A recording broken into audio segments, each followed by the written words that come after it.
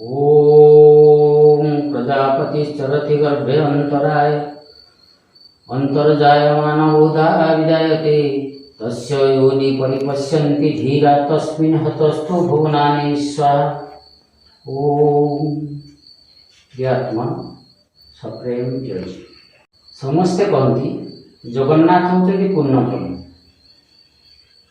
किंतु तांकर ब्रह्म परिवर्तन करती हो माने मनीष रूपी पूजक। तेणु आसतु ब्रह्म को नहीं वेद कौन कहे आम तार आलोचना करवा। अथर्व वेदर मांडुक्य उपनिषद मंत्र कहे अयमात्मा ब्रह्म अर्थात यही आत्मा ही ब्रह्म अटे। अहम ब्रह्मास्मि अर्थात मु ब्रह्म अटे। सामवेदर केनोपनिषद ब्रह्म प्रमाण देवक जाई कहती जत्वा वा न भुदितं येन वाग्भिद्युते तदेव ब्रह्मत्व विधि नेतम यदिदमुपासते। अर्थात जहाँ को भाषा द्वारा प्रकाश करा जाई पारे ना। आम जहाँ कथारे कहू ताहा ब्रह्म नुहे किंतु जहाँ द्वारा ये कथा प्रकाशित होउछि जहाँ द्वारा वाणी प्रकाशित होउछि आम भितर ताको ही ब्रह्म बोले जाए। जहाँ को लोग पूजा उपासना करती ताहा ब्रह्म नुहे। पुणी कौन कहले जदु न सा न मानुते जेन दुर्मो न मतम तदेव ब्रह्मत्व विधि नेदम यदिदम उपासते। जहाँ को मन द्वारा मनन करा जाए नहीं मन जहाँ चिंता करे से ब्रह्म नुहे। जहाँ द्वारा बा जी थिबारु मन मनन चिंतन करे ताको तो ब्रह्म बोली ना। जहाँ लोग पूजा उपासना करुथांती ताहा ब्रह्म नुहे। तृतीय मंत्र कहले यचक्षुषा न पश्यन्ति जेन चक्षुष पश्यति तदेव ब्रह्मत्व विधि नेतम यदिदम उपासते। जहाँ कहीं चक्षु द्वारा देखी पारती ना आम जहाँ चक्षुरे देखू ताहा ब्रह्म नुहे बर जार सहायत आखि देखे ताकू तो ब्रह्म बोली जान। जार लोके पूजा उपासना करिथांती ताहा ब्रह्म नुहे। यथोत्रेण शृणुति जेन श्रुतं इदं श्रुतं तदेव ब्रह्मत्वं विद्धि नेदं यदिदं उपासते। जहाँ मैं कान द्वारा शुणुछु ताहा ब्रह्म नुहे। जी थिबारु कान शुणिबा कार्य करि पारुछि जी थिबारु कान शुणुथाए ताकू तो ब्रह्म बोली जान। जहाँ लोके पूजा उपासना करती ताहा ब्रह्म नुहे। तापर कौन कहले जो प्राणेन न प्राणति जेन प्राणो प्राणीयते तदेव ब्रह्मत्व विधि नेदं यदिदं उपासते। जहाँ नासिका रंध्र द्वारा आम शुंगुचु ताहा ब्रह्म नुहे। जहाँ द्वारा जी थिबारु ए नासिका रंध्र श्वास प्रश्वास नउछि एवं इंद्रिय मानकु समस्त कोष मानकु से प्राण शक्ति जोगाउछि ताकू तो ब्रह्म बोली जाए। किंतु इंद्रिय गुड़ को परिपोषण कर प्रतिपालित कर जिनस ही ब्रह्म अटे। प्राण निजर विषय इंद्रिय गुड़िक आड़ को जाए ताहाको तो ब्रह्म बोली जाए। जहाँ लोके पूजा उपासना करती ताहा ब्रह्म नुहे। यही सब मंत्र प्रमाणित हो से आत्मा ही ब्रह्म अटे।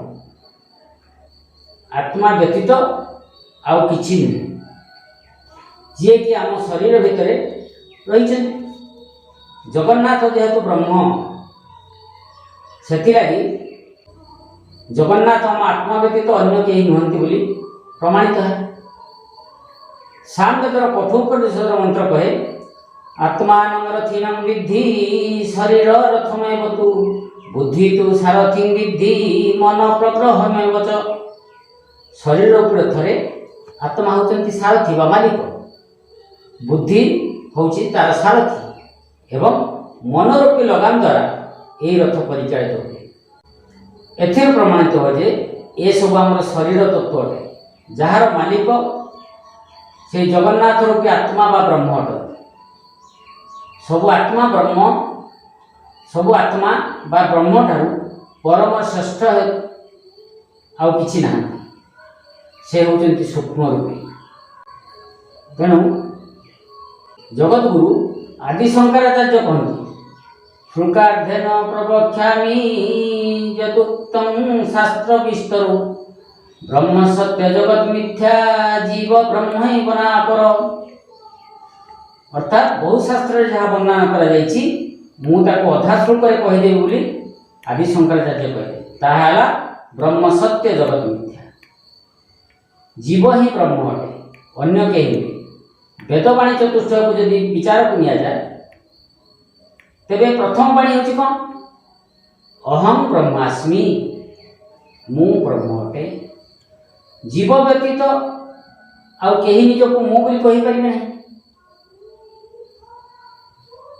एणु जीव ही ब्रह्म। यही वाणी को उच्चारण कला बेले बा कहवा को गला बेले कहवा लोक अहंकार वशत निज को बड़ एवं अन्य को छोट बोली भावी पाए। तेणु द्वितीय वाणी कहगला तत्वमसि ताही तमें अट से ब्रह्म ही तमें अट अर्थात तमें मध्यम ब्रह्म अट। यही दुई जन ब्रह्म अन्य माने जदि अहम ब्रह्मास्मि तत्वमसि दी जन ब्रह्म है ताले अन्य माने कौन। एणु तृतीय वाणी होची अयमात्मा ब्रह्म अर्थात ये आत्मा ही ब्रह्म अटे। तेणु या कौन करागला ना अनेक विचार केवल प्राणी को ब्रह्म बोली स्वीकार करा जाई पारे उद्भिद जगत जीवर अंतर्गत। एणु शेष वाणी कहगला कि सर्वं खलिदं ब्रह्म समस्त जीव ही ब्रह्म अटंती। पंच महाभौतिक जीवंत शरीर को ब्रह्म कहुए। उपनिषद पुणी से ब्रह्म संज्ञा निरूपण करते जहाँ ठारू ए जीव जन्म निए जहाँ द्वारा जीव बंचे एवं शेष में प्राण समय जीव जो प्रवेश करे ताहाकू तू जान ताहाकू समस्ते जानिला परे से ही ब्रह्म अटे। बर्तमान विचार करने को जीवा जीव कहा ठारू जन्म निए जीव ठारू जीव ही जन्म निए। मनुष्य ठारू मनुष्य पशु ठारू पशु धान रु धान नड़िया रु नड़िया समजातीय भेदरे जहाँ पाखु जी जन्म हवा कथा से जन्म हम। एणु जीवर जन्मदाता ही जीव जड़ आउ ए जात जीव जहाँ द्वारा बंचे आत्मा थिबा पर्यंत जीव बंचे। जेतेबेले आत्मा ए शरीर मान को बाहरी आत्मा बाहरी गला परे जीव शब्द जड़ रे परिणत हो किंतु आमे से जड़ को पुणी जीव बोली भावी नीचे जीवंत बोली भावी नीचे। तेणु जीव को बंचाई रखा सत्ता होची किए ना आत्मा। आत्मा जार था सी हूँ जीव ताहा ही ब्रह्म। पुणी जीवर अंत काल आत्मा सूक्ष्म शरीर सहित स्थूल शरीर को त्याग करी बाहर जाए। तेणु ये समस्त कर्म होता बेले आमे ताको धरी नहीं कौन जे ब्रह्म परिवर्तन करवा। ये ब्रह्म परिवर्तन किए ए ब्रह्म परिवर्तन करे किए ना मनीष रूपी पूजक माने ब्रह्म को गोटे जड़ भितर बाहर कराणी आ गोटे जड़ भितर प्रवेश कराती। तेणु जेतेबेले से ब्रह्म को उपनिषद प्रमाण अनुसार से जीव से ब्रह्म सूक्ष्म रूपी होइथिबारु खाली आखे ताको देखा जाए खाली आखे ताको देखी हुए ना। ब्रह्म को कहीं देखी कि ब्रह्म को कहीं देखी ना कि देखी पारे नहीं। किंतु पूजित जगन्नाथ मूर्ति सूक्ष्म रूपी नुहे स्थूल रूपी से निराकार अर्थ आकार विहीन। ब्रह्मंकर आकार किसी अच्छी कि तेणु सी होती आकार विहीन किंतु दारुब्रह्मंकर मूर्ति एक निर्दिष्ट आकार बा प्रकार अच्छी जगन्नाथंकर जो दारुब्रह्म बोली आम कहूँ एक आकार प्रकार अच्छी ब्रह्म होती आत्मा होती स्वयं जी निजे सृष्टि होती सृष्टि कला वाला तैयारी कला वाला जन्म देला वाला कई अच्छा सृष्टि कला वाला जन्म देला वाला तैयारी कला वाला कहीं ना किंतु आम देखुवा जगन्नाथ मूर्ति सबको ये मनीष रूपी कारीगर बा बढ़ी विश्वकर्मा तैयारी कर पुणी जेते बेले ब्रह्म परिवर्तन करा जाए सेतेबेले कौन करा जाए ब्रह्म परिवर्तन करिथिबा लोकर आखिरे पट्टी बांधी दिया जाए पुणी कौन करा जाए ना पुरी सहर पूरा अंधकार कर दिया जाए भावना कौन जे ताकू कहीं देखी पारे अंधकार भितर आम परिवर्तन कर बिलेई आखि बुझी क्षीर पीउथिला बेले बिलेई भावुची जे मते कहीं देखु नाहंती किंतु ब्रह्म कौन धरिबा योग्य नाली कपड़ा बांधिकी रखा जाई पारे जदि रखा न जाई पारे ताहले ब्रह्म परिवर्तन कौन ब्रह्म कौन जो माने करूचंती से माने ब्रह्मर उपलब्धि वेद उपनिषद को से माने व्याख्या करना प्रकृत रे वेद उपनिषद को व्याख्या करी आपण ब्रह्म सत्तार अनुभव करी ताको किमिति परिवर्तन करा जाई पारुची सेटा होची विचार विचार करी हमें जानिबा प्रकृत रे ब्रह्म परिवर्तन होउची नाम लोकं को अंध भाव रे बुड़ीबा पई ता भितरे लोकं को भितरे धर्म भावना जागृत करी विश्वास भर्ती करिबा पई आमे कर्म करूछु ए ब्रह्म को कोन अर्थ दे किना जाई पारे कि ताकर मूल्य किछि अछि कि अमूल्य संपद अछि अमूल्य निधि कोटि निधि किंतु मनीष रूपी विश्वकर्मा कोन करे ना जगन्नाथंकर मूर्ति को तैयारी करे एवं किछि पैसा रे ताको बिक्री कर दे कौन जगन्नाथ ब्रह्म ब्रह्म स्वरूप जगन्नाथ ताले प्रकृत रे जगन्नाथ होउचंती ए शरीर भितर थिबा आत्मसत्ता आत्मा ही जगन्नाथ तार दाम बा मूल्य दे ए सारा विश्व ब्रह्मांड रे किणीबा बळे व्यक्ति मध्य केही नाही समस्तंकर इच्छित वस्तु होउचंती सेही जगन्नाथ ब्रह्म स्वरूप किंतु आमे किछि पैसा दे जगन्नाथ को फोटो किणी आनी आमे रखि देछु जोटा आमर पूर्वपुरुष मुनि ऋषि माने कथा को प्रमाण करिसेंती आमे ताकू न बुझी न शुणी आमे विभिन्न प्रकार आଳରେ ताकू मनीष मध्य आमे अंधविश्वास को भय देछु जातस्य ध्रुव मृत्यु ध्रुव जन्म मृत्युस्य जन्म हेछि माने मृत्यु निश्चिंत आ मृत्यु होला परे जन्म अवसान नहीं आसवे किंतु किए आगे आसवे किए पछरे आसवे भावना अनुसार कर्म अनुसार क्षेत्र खोजी खोजी क्षेत्र पाइले क्षेत्रज्ञ आसी क्षेत्र भितर प्रवेश करेंगे किंतु आमे ताकू सब बेले उलटा बुझीछु पुणी जेतेबेले ए शरीर छाड़ी ब्रह्म बा जगन्नाथ चली गए सेतेबेले कौन करा जाए ना ए शरीर को पुड़ी दिया जाए बा पुति दे माटी में मिसी दिया जाए किंतु जगन्नाथ मूर्ति गुड़िकर आरंभ आ शेष था समस्तंकर जन्मदाता से आत्मा पुणी जगन्नाथंकर आयुष केते ताले जदि गोटे मनीषर आयुष 100 वर्ष धरिले मनीषर जीवन को जदि आम 100 वर्ष परमायु भितर भावी नेले ताले जगन्नाथंकर आयुष केते ना 12-19 वर्ष भितर नवकलेवर हम कारण से काठर से गछर गोटे परमायु थाए लुणी हावा आपणकर पूजा रे जो जल दिया जाउची विभिन्न प्रकार कीट मानकर प्रभाव रे से काठ एतिक दिन भितर नष्ट हो 12-19 वर्ष भितर ନବକଳେବର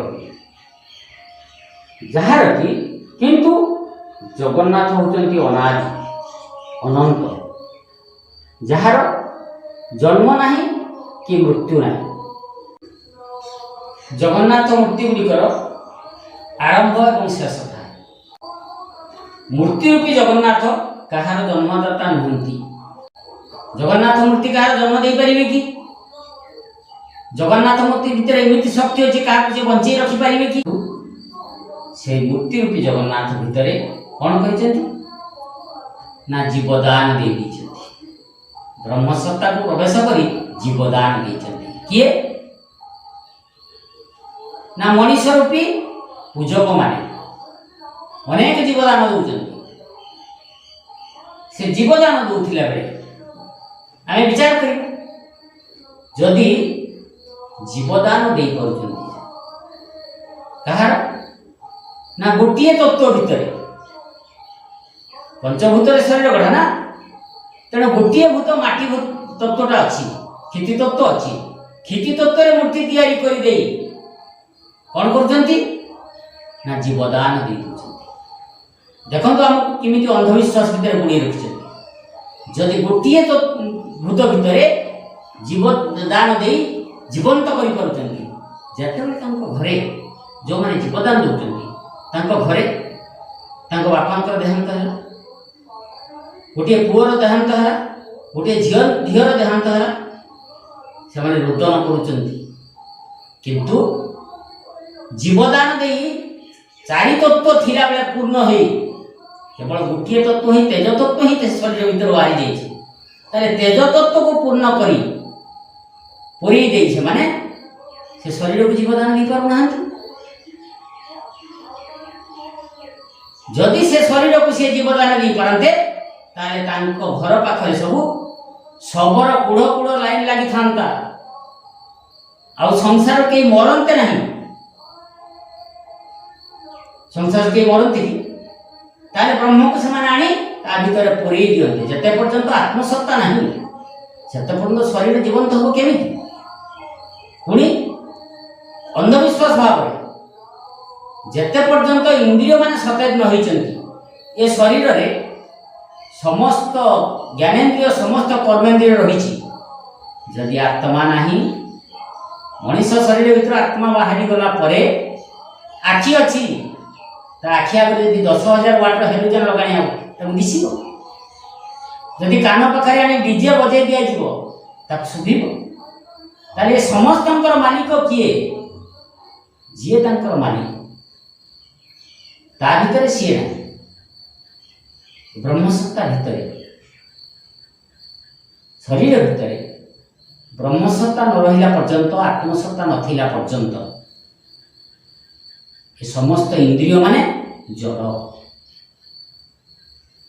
କିନ୍ତୁ ଆମକୁ କହୁଛନ୍ତି ଚକ୍ଷୁ ଦାନ ଦିଆଯାଉଛି। ଯଦି ଚକ୍ଷୁ ଦାନ ଦିଆଗଲା, ଆଜ୍ଞା ଆପଣ ଧରନ୍ତୁ ଅନ୍ଧ, ମୁଁ ହେଉଛି ଭଲ ମଣିଷ, ମୁଁ ଗୋଟିଏ ଚକ୍ଷୁ ଦାନ ଦେଇଦେବି, ଦେଲା ପରେ ଅନ୍ଧ ଥିବା ଲୋକ ସିଏ ହେବ କ'ଣ? କଣା। ମୁଁ ମଧ୍ୟ ହେବି କଣା। ଯଦି ମୁଁ ଦୁଇଟି ଚକ୍ଷୁ ଦାନ ଦେଇଦିଏ ତାହେଲେ ସିଏ ହେଇଗଲା ଭଲ ମଣିଷ, ମୁଁ ହେଇଗଲି ଅନ୍ଧ। ତାହେଲେ ଏତେ ହଜାର ହଜାର ଚକ୍ଷୁ ଦାନ ଦଉଥିଲା ବେଳେ ଚକ୍ଷୁ ଦାନ କରୁଥିବା ଯେଉଁ ମଣିଷ କେତେ ଜଣ ଅନ୍ଧ ହେଇଛନ୍ତି? କେହି ତ ଅନ୍ଧ ହେଇନାହାନ୍ତି। କିନ୍ତୁ ପ୍ରକୃତରେ ଯଦି ଆମେ ତତ୍ତ୍ୱକୁ ବୁଝିବା, ଏ ଶରୀର ଭିତରେ କେମିତି ରହୁଛନ୍ତି। ଦୁର୍ଗା ପୂଜାରେ ମନ୍ତ୍ର ବହୁତ ସୁନ୍ଦର ଭାବରେ କହୁଛନ୍ତି, କିନ୍ତୁ ତା ଅର୍ଥ କେହି ବୁଝୁନାହାନ୍ତି। ଯେତେବେଳେ ଆପଣଙ୍କର ନ୍ୟାସ କରାଯାଉଛି ସେତେବେଳେ କ'ଣ କରାଯାଉଛି? କ'ଣ ମନ୍ତ୍ର କୁହାଯାଉଛି? ଓଂ ଆଧାରେ ଲିଙ୍ଗନାଭୂତ ଦୁପରି ହୃଦୟେ କଣ୍ଠ ଦେଶେ ଲଲାଟେ ଦେ ପତ୍ରେ ଷୋଡ଼ଶାରେ ଦ୍ୱାଦଶ ଦଶ ଦଳେ ଦ୍ୱାଦଶାର୍ଦ୍ଧେ ଚତୁଷ୍କେ ବସନ୍ତେ ବଳ ମଧ୍ୟ ଡଫ କଠ ସହିତେ କଣ୍ଠ ଦେଶେ ସ୍ୱରାଣାଂ ହଂ ଖଂ ଚତ୍ୱାର୍ଥ ଯୁକ୍ତ ସକଳ ଦଳଗତ ବର୍ଣ୍ଣ ରୂପ ନମାମି। ଆଜ୍ଞା, ଯେଉଁ ବର୍ଣ୍ଣନା ଆପଣ କଲେ, ଆଧାର ଯେଉଁ ତ୍ରିଗୁଣାକାର ଆଧାରରୁ ଲ୍ୟାଟ୍ରିନ୍ ମଳା ସୁଷୁମ୍ନା ବାହାରିଛି, मूलाधार चक्र से जल रूपी मूर्ति भितर अच्छी कि जोटा को कहले तापरे आधार लिंग चक्र जो मूर्ति आम कर लिंग अच्छी कि ना स्वाधिष्ठान चक्र अच्छी तापर आसला नाभि चक्र बा मणिपुर चक्र जहाँ कहते मणिपुर चक्र जहाँ सोलार प्लेक्सस बोली कहे जठराग्नि प्रज्वलित होउछि सेठी तापरे हृद चक्र जोठी समस्त जंत्रर गुच्छ शरीर को जहाँ शरीर धाइमा बोली कहा जाए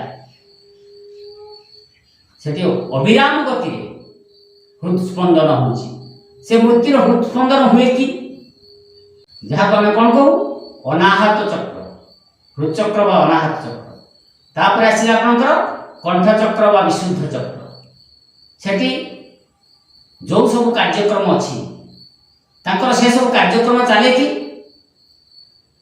पुणी ललाट चक्र जो कार्य हवा कथा मन को जो स्थिर करने कथा तांकर से कर्म हुए कि से कर्म देखा जाए पुणी कहले कौन ना दिए पत्रे षोडशारे द्वादश दश दले द्वादशार्धे चतुष्के हाँ 2 दल 16 दल 12 दल 10 दल 6 दल 4 दल पद्म 50 दल पद्म तांको भितर प्रस्फुटित अच्छी कि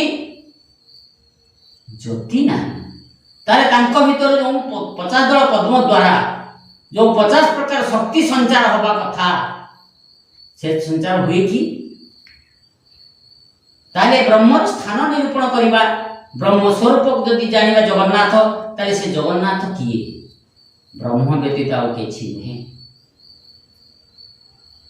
तेणु समस्त को जानिबा पूर्व ये होछि कोन ना प्रथम श्रेणी रे पिला जतबे जाए स्कूल को प्रथम जतबे जाए तार उपनयन संस्कार हुए सेतबे शिक्षक कौन करती पिलार हाथ धरी लेखाती 3टी सुर एटा ब्रह्मा एटा विष्णु एटा महेश्वर 3टी सुन लेखि किंतु पिला जीवन जाक से 3टी सुन को धरे कि तेणु आध्यात्मिक मार्ग आड़ को नवा मूर्ति होची माध्यम आम पिला बेले ताकू नहीं से माध्यम नहीं पिला बेले आम कौन करूँ छोट छोट पिला माने बसी रास्ता कड़े बाउंश गछ मूल बसी पत्र सब छेड़ी आनी भात रांधु तरकारी रांधु कौन बाली आ पत्र से रांधार जो पात्र कौन ना नड़िया खुला आउ चटु किए हुए ना बाउंश काठी जो पिला बेले होलु छोट पिला हो आज जो आम बड़ हेलु बयस बढ़िला आमर बुद्धि बढ़िला विवेक बढ़िला ये समस्त बढ़िला परे आमे सिमिति बाली रे भात रांधि परिबो सिमिति पत्र को तरकारी करी बापार भाईर मार से छोट पत्र बाढ़ी की देई परिबो जद न देई परिबो वेद मत अनुसार वेद होची प्रकृत होची वेद शब्दर अर्थ होची ज्ञान तेणु वेद सम्मत ज्ञान को नहीं आमे जगन्नाथ के विचार करिबा से ही पूर्ण ब्रह्म तेणु प्रकृत रे आमे निजको से छोट पिला कर अज्ञान शिशु कर रखिबा ना जने वयस्क लोकर मस्तिष्क नहीं आमे विचार करिबा जते मस्तिष्क परिवर्तन होइछि ज्ञान परिवर्तन होइछि आमे ज्ञान नहीं विचार करिबा अंध भाव आज जदि जगन्नाथ मूर्ति को आमे ब्रह्म बोली निरूपण करूछि ब्रह्म स्वरूप जगन्नाथ जो दिन रथ यात्रा गला रथ यात्रा पर दिन खबर कागजर प्रथम पृष्ठारे विराट बड़ जगन्नाथंकर 3 रथर मूर्ति करागला जगन्नाथ को देखे दिया गला ताले फोटो भितर आमे गोटे बंधे कर दी जगन्नाथ फोटो को ताको आमे पूजा करूछु किंतु खबर कागजरे जो जगन्नाथंकर मूर्ति बाहर थिला रथर जो छवि बाहर थिला ताको आमे पर दिन सकाळ कोन करूछु ना पिलार झाड़ा पुछुछु पड़ी थिला बेले तापरे आमे माड़ी चली जाउछु ताले सेति जगन्नाथ ना खबर कागज भितर जगन्नाथ नथिला बेले काचरे बांधी देला परे से कोन जगन्नाथ हे पूर्ण ब्रह्म हे गले से याकू विचार योग्य भावना रे में विचार करबा हमें विचार न कर अंध भाव रे सब बळे यदि हमें चिंतन करी करी चलीबा देखि देखि चलीबा अन्यर कथा रे हमें माती जीवा ताहले ए समाज भितर हमें अंध होई रही गलु आखि थाई आमे अंध तेणु आखि थाई अंध न होई सद्गुरुदेव से कहले प्रकृतर ज्ञान नेत्र को खोली दियो तेणु वाणी चतुर्थ सद्गुरुदेव कहले ज्ञान रे शक्ति अछि आत्मज्ञान सर्वश्रेष्ठ ज्ञान अंधविश्वास छाड़ी निज भीतर शब्द सुन तमर प्रकृत पथ प्रदर्शक तुम भीतर विद्यमान जेते बेले हमको गोटे विपद पड़ जाउछि आमे कोन करू आखि बंद कर किछि समय पई स्थिर होई बसी जाउछु आखि बंद कर देला बेले किछि न दिसितिला बेले आमे देखुछु कोन ना जो विपद हम पड़िछि से विपद रु मुक्त होवार रास्ता हम पखरे आसी जाउछि ताले से बुद्धि देला किए से ज्ञान देला किए आम भीतर थबा ब्रह्म सत्ता बा चेतन बा आत्म सत्ता जदि से आत्मसत्ता जदि न थांता जदि से बाहरी जाई थांते जदि से जड़ ही थांते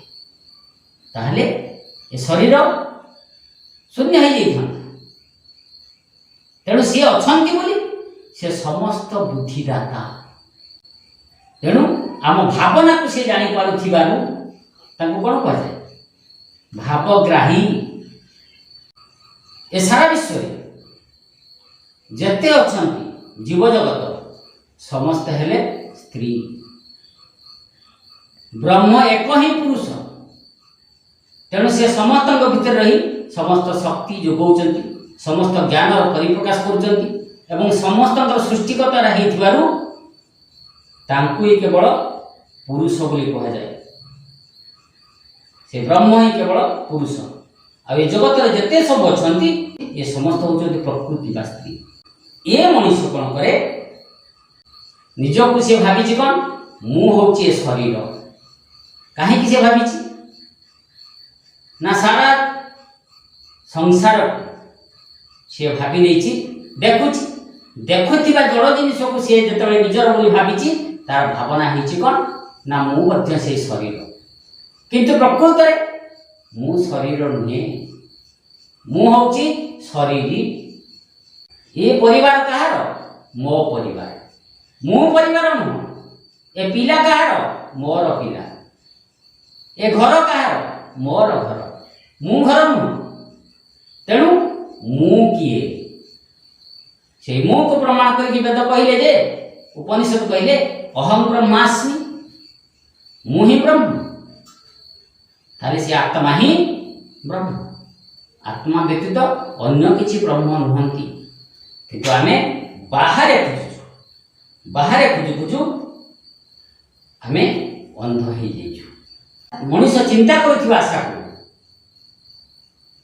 जो आशा मनुष्य करिछि ता भितरे से तार शक्ति जागृत ही से आशा पूर्ण पई लागि किंतु मनुष्य जते पर्यंत समर्पण भाव रे भावित न होइछि जते पर्यंत से संपूर्ण ये संसार माया को न काटी जेते पर्यंत ये जड़ संसार को मोर बोली से छाड़ी न देछि सेते पर्यंत से मुक्त हो पारिबो नाही कारण से होछि तार कैपेसिटी रो बाहर दक्षतार बाहर जते बेले बारंबार से पई कोन करंती ये पुनरपि जननम पुनरपि मरणम पुनरपि जननी जोठरे सय बारंबार जन्म ग्रहण करे मृत्यु वरण करे जन्म ग्रहण करे मृत्युवरण करे कहीं ना कामना वासना जड़ित है तेणु जिते पर्यंत सी आत्मभावना भावित न होइछि ब्रह्म भावना अहम ब्रह्मास्मि भावना न होइछि सेते पर्यंत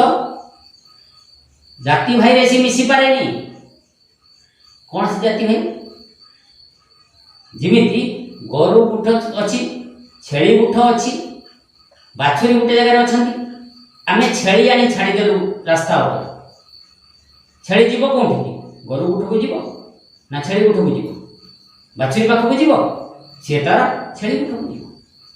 ମଧୁଆ ପାଖକୁ ମଧୁଆ, ଗଞ୍ଜଡ଼ ପାଖକୁ ଗଞ୍ଜଡ଼, ଡାକ୍ତର ପାଖକୁ ଡାକ୍ତର, ଶିକ୍ଷକ ପାଖକୁ ଶିକ୍ଷକ, ଇଞ୍ଜିନିୟର ସହିତ ଇଞ୍ଜିନିୟର। ସମଜାତୀୟ ଭାବନାରେ ଯିଏ ଯାହାର ପାଖକୁ ଯାଆନ୍ତି। ଯେତେ ପର୍ଯ୍ୟନ୍ତ ଆମେ ବ୍ରହ୍ମ ଭାବନା ଆତ୍ମଭାବନାରେ ଭାବିତ ରହିଛୁ ସେତେ ପର୍ଯ୍ୟନ୍ତ ଆମେ ବ୍ରହ୍ମ ସତ୍ତା ପାଖରେ ପହଞ୍ଚି ପାରିବୁ ନାହିଁ। ତେଣୁ ଆମେ କେମିତି ଯାଇ ଏହି ଭାବନାର ଦକ୍ଷତା ଯେତେ ପର୍ଯ୍ୟନ୍ତ ଆମର ହାସଲ ରହିଛି, ତେଣୁ ସେ ଗୋଟିଏ ଜନ୍ମ ହେଇପାରେ, 2 ଜନ୍ମ ହେଇପାରେ, 10 ଜନ୍ମ ହେଇପାରେ, ବ୍ରହ୍ମ ସତ୍ତା ସବୁବେଳେ ଚିନ୍ତନ କରୁଛି ମୋ ସହିତ ସେ ଲୀନ ହେଇଯାଉ। କିନ୍ତୁ ମୋର ବ୍ରେନ୍ର ଦକ୍ଷତା ନାହିଁ, କ୍ୟାପାସିଟି ନାହିଁ, ତେଣୁ ମୁଁ ସେଠି ପହଞ୍ଚି ପାରୁନି। ତେଣୁ ଆଜିଠୁ ପ୍ରକୃତରେ ଜଗନ୍ନାଥ ବା ବ୍ରହ୍ମକୁ ଜାଣି ସେହି ଭାବନାରେ ସେ ଜଗନ୍ନାଥଙ୍କୁ ଭାବନା କରିବା ଏବଂ ସମର୍ପଣ ଭାବରେ ସମର୍ପିତ ହେଇଯିବା। ହେଲେ ଆମେ ଯାଇ କ'ଣ କରିବା ନା ଜୀବନ ମୁକ୍ତ ମାର୍ଗର ଗତି କରିଯିବା। ଆଉ ବିଶେଷ ଆଗକୁ ଯାଉନୁ, ଏତିକିରେ